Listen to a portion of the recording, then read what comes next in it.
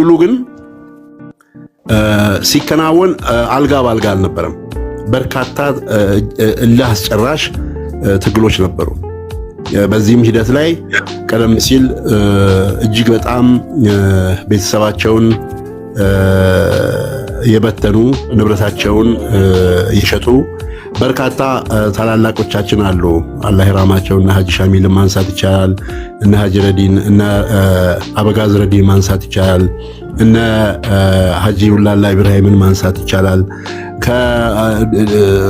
ከክፍለ ሀገር አካባቢ ላይ ያሉ ደግሞ በዛን ወቅት እነ ሀጂ ሰይድን ከዲላ ማንሳት ይቻላል። ኤኒዌይስ ብዙ ናቸው።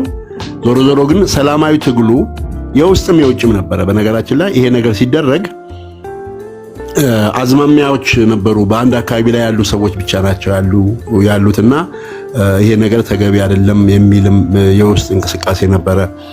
የተለያዩ ድርጅቶች የተቋቋሙበት ሁኔታ አለ።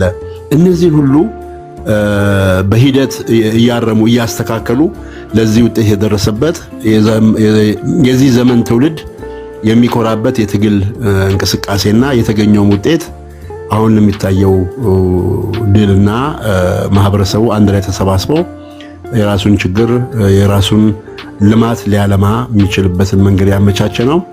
ያው ዝርዝር ጉዳዮቹን በሻሂድ ላይ ማግኘት ይቻላል።